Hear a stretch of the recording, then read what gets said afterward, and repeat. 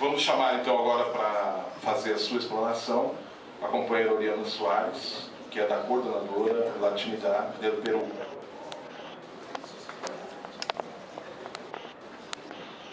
Obrigada. En primer lugar, quería agradecer mucho la invitación, la oportunidad de estar en este seminario tan interesante sobre la deuda. Un agradecimiento especial a María Lucia por haberme permitido estar acá. Yo estoy un poco ocupando el lugar del presidente de Latinidad, Henry Morales, que no pudo venir, manda sus disculpas por problemas personales, no ha podido. Yo trataré de expresar lo que Henry traía, comentar sobre la deuda desde la mirada que tiene Latinidad de la mejor manera posible. Un poco trayendo el interesantísimo contexto que ha colocado Eric Toussaint a la región, a lo que nos está pasando en América Latina. Es muy relevante tener el contexto y ver que lo que sucede en la región también sucede no solamente en países en desarrollo o países emergentes, sino también ocurre ahora en muchos países de Europa.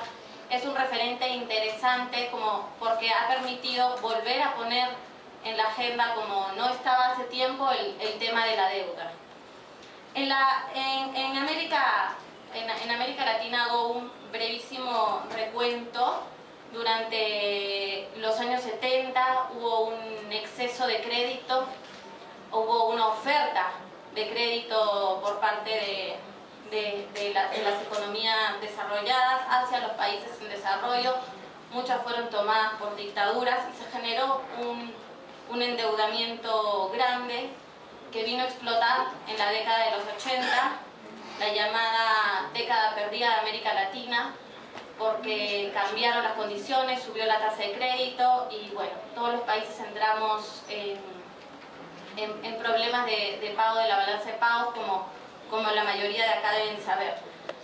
En esta década tuvimos grandes devaluaciones, inflación, no teníamos el acceso al financiamiento y se evidenció de alguna manera la relevancia que tiene la capacidad del acceso al financiamiento, dado que nuestros países aún tienen un montón de carencias y la necesidad que aún tienen para financiar a sus economías. Esa necesidad de acceso se evidenció muchísimo. Sin embargo, la medida, las soluciones que se generaron hacia finales de la década de los 80 a través del Plan Brady en la región no fueron las más apropiadas. Lo que se generó fue una reestructuración de la deuda, una reestructuración muy mala de las deudas de los países, que lo que hacían era, entre otras cosas, agarrar toda la deuda, contando los intereses que hubiéramos tenido que pagar y todo eso, volverlo a financiar con nuevos intereses, es decir, interés sobre interés, generando, si bien un ambiente de estabilidad que ayudó a generar cierta estabilidad en el acceso al financiamiento de los países, la verdad es que no solucionó el problema de la deuda.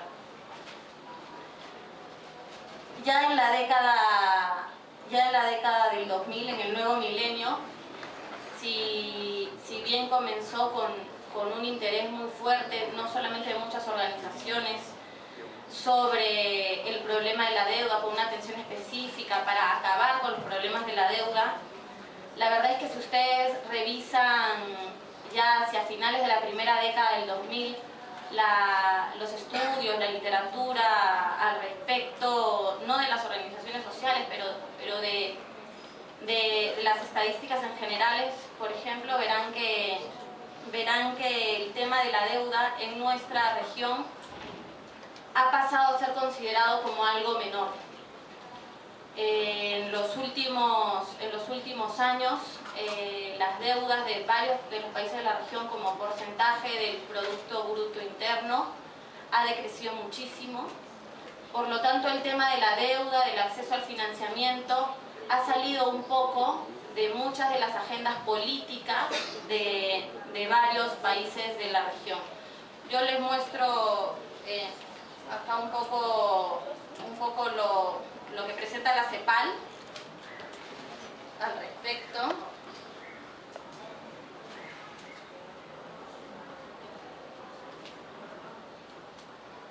que hace un poco un antes y un después, ¿no? El antes, igual no es tan antes, es en el 2007, y muestra cómo hacia el 2012 varios de los países, los que están debajo de la línea diagonal, han reducido como porcentaje del PBI sus deudas.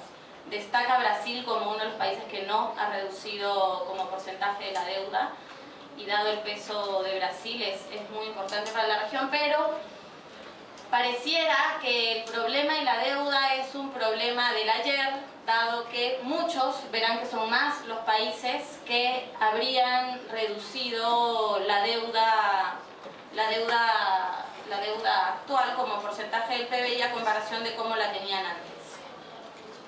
Sin embargo, si tomamos los datos no como porcentaje del PBI, sino tomamos los datos numéricos de cuánto es la deuda de todos los países, yo tomo los datos del Observatorio Económico de Latinoamérica, de OVELA, sobre la deuda, que no la clasifica solamente como porcentaje del PBI, sino como números, se verá que no solamente casi no han reducido, vean todas las líneas, muchos han incrementado los montos de su deuda, y en valores absolutos para esta muestra no son todos los países de la región, pero sí son algunos países, si mal no recuerdo 19 países, casi todos de América del Sur, algunos de América Central y del Caribe, México.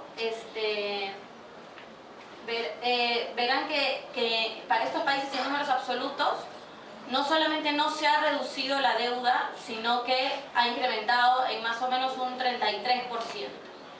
Entonces los números se pueden leer más o menos como quien los presenta, digamos, o sea, pueden ser interpretados de un montón de maneras, y es importante tener esta mirada también de la deuda, como escuché ayer decir a María Lucia. Cuando escuchen de deuda neta, sepan que les están mintiendo. Bueno, generalmente hay que tener un poco de suspicacia con las estadísticas, porque se pueden presentar de muy diversas maneras para tratar de sustentar muy diversos puntos. Entonces es importante también ver este otro lado, en el que se evidencia que la deuda externa de los países de la región no solo no ha disminuido, sino que ha crecido. ¿Qué es lo que sucede? ¿Por qué hay toda esta diferencia entre lo que podría mostrar la CEPAL, que no es que esté mintiendo, y lo que podría mostrar OVELA, este observatorio de la Universidad de México, con sus números? Y eso es que en realidad, claro, si muestras la deuda como porcentaje del PBI, se ve que en general los países de la región, un poco por la coyuntura que había explicado Eric hace unos momentos, los países de la región a partir del 2003 más específicamente, tuvieron un alto crecimiento, principalmente dado por los altos precios de los commodities que exporta la región. Como había mencionado Eric, las tasas de interés en los países desarrollados no están muy bajas, entonces nuestros países han sido más atractivos y nuestros productos básicos han sido más atractivos, por lo cual los precios de estos productos han incrementado, y por lo cual también las inversiones hacia nuestros países, inversiones muchas veces a muy corto plazo, en esos productos específicos también han crecido. Eso ha dado una percepción que se pudo haber, una situación que se pudo haber utilizado mejor, pero que en la práctica ha sido básicamente una percepción de que nuestras economías estaban bastante bien, que los países de América Latina habían hecho su tarea, decía el Fondo Monetario, que esta crisis nos había agarrado bien preparados, dada esta coyuntura de fortaleza de nuestras economías, de crecimiento que parecía bastante, que iba a ser totalmente sostenible. Hubo poco cuestionamiento sobre los fundamentos del crecimiento de nuestros países. Entonces, de ahí viene un poco esta percepción errónea o este aprovechamiento del discurso de muchos de decir que nuestras economías estaban blindadas, que los países de América Latina en general, pero América del Sur específicamente muchos, nos sucede a todos más o menos lo mismo. Se dice que nuestros países están blindados ante la crisis por esta percepción de crecimiento que pareciera que no va a acabar. Entonces es en ese contexto en donde nuestros PBIs, nuestro producto, creció, que porcentualmente la deuda parecía un poco menor. Sin embargo, no es que la deuda es menor, es que nosotros en teoría ganamos más. La pregunta viene, si lo vemos en términos de sostenibilidad, es ¿cuánto tiempo vamos a seguir ganando ese más? ¿Vamos a siempre ganar ese más? ¿Es bueno cómo estamos ganando ese más?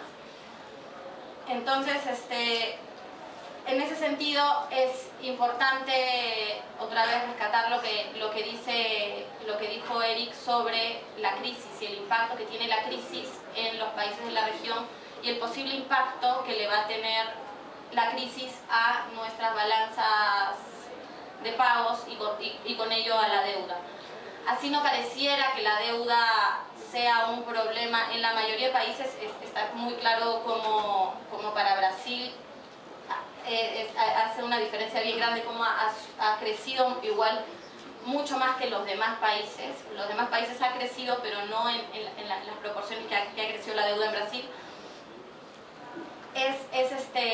Es importante en ese sentido ver cómo un nuevo escenario de crisis puede afectar nuestra capacidad de, no solamente de pagar la deuda sin auditoría, digamos, sería ideal que haya una auditoría, pero pagar la deuda o sea, la sostenibilidad financiera que requerimos, sino de incrementar la deuda de nuestros países.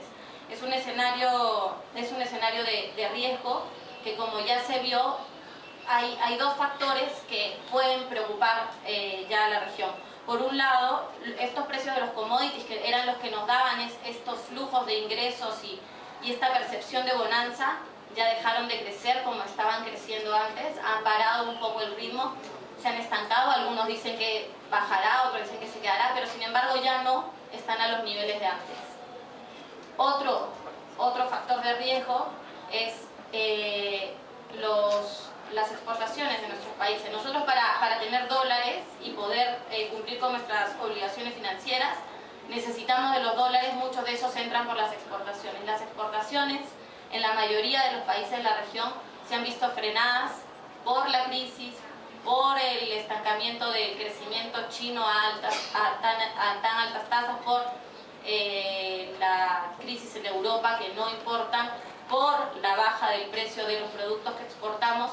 Entonces varios países estamos empezando a tener problemas de comerciales. Nuestras balanzas comerciales empiezan varias a ser negativas cuando han sido positivas en la última década, y eso ya nos genera una restricción, un requerimiento financiero importante que empieza a hacer preocupación en nuestros países. Además, como lo mencionó Eric, la tasa de interés de las economías industrializadas es la que de alguna manera muchas de las inversiones de corto o mediano plazo vinieran hacia nuestros países.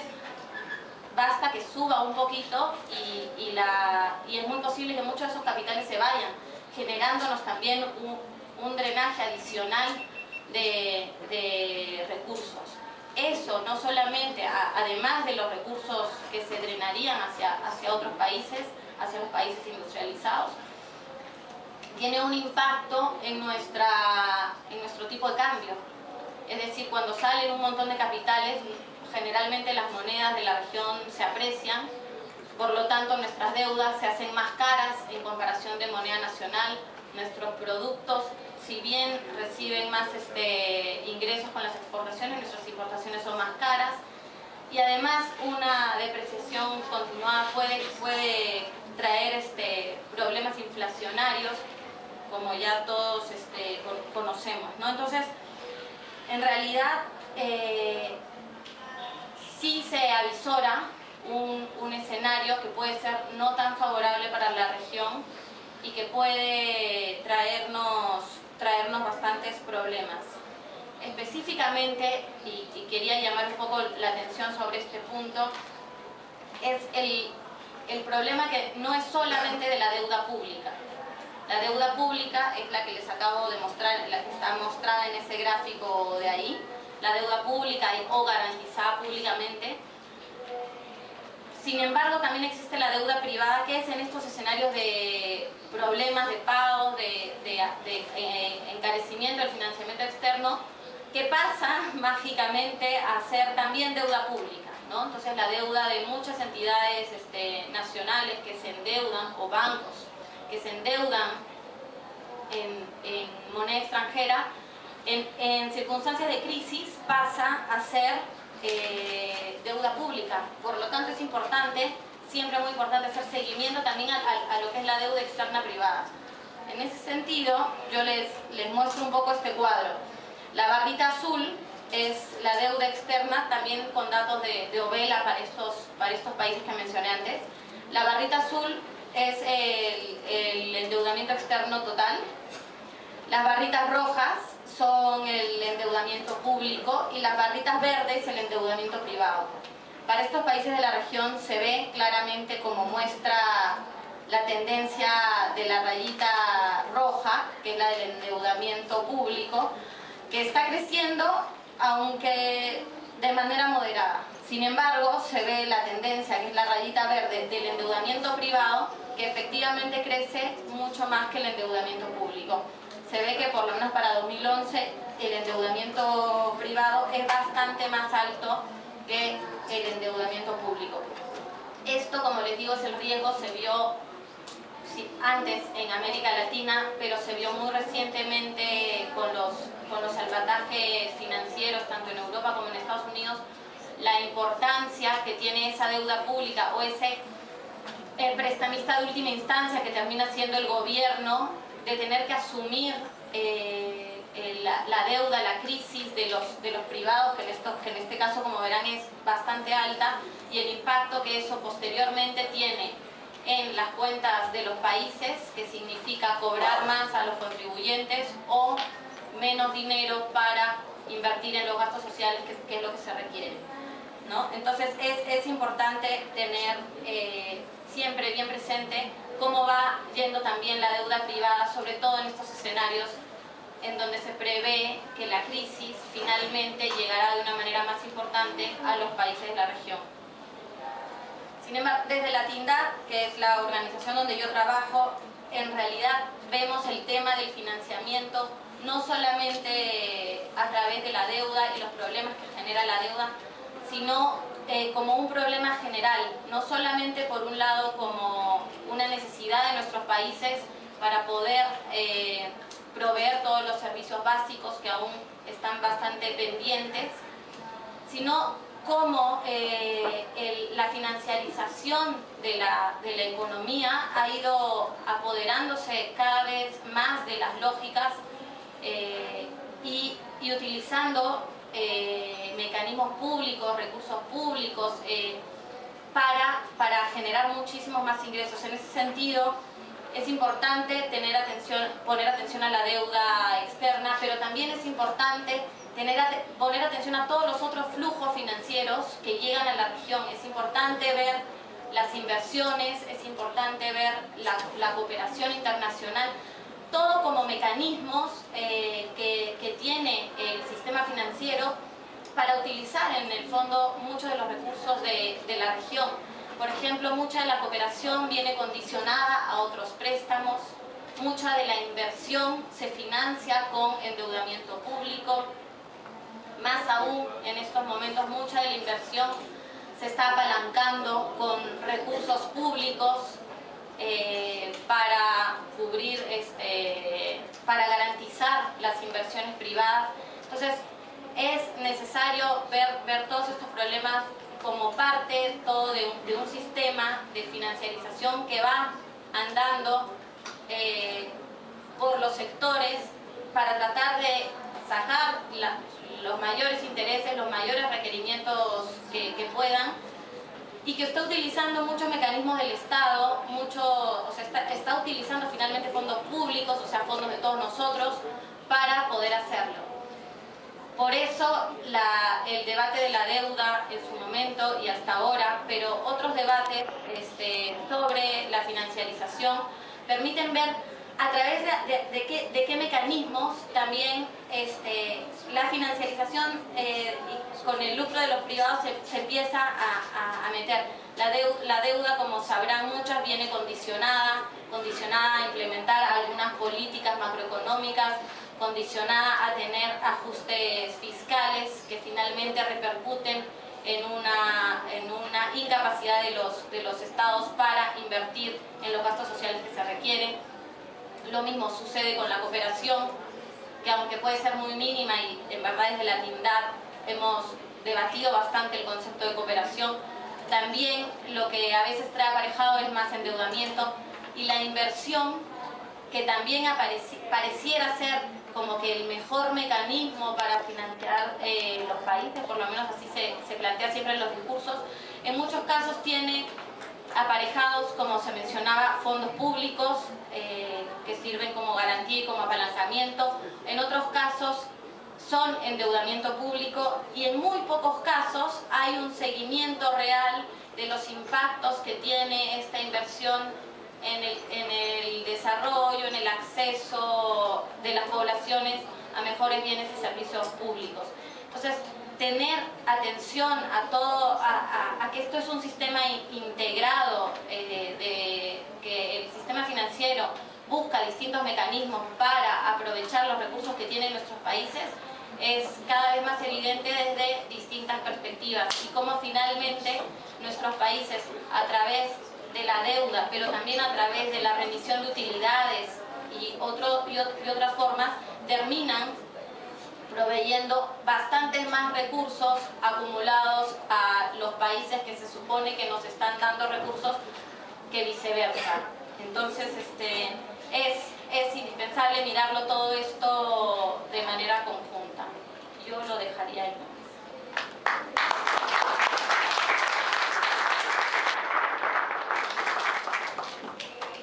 Gracias, Oriana, pela palestra.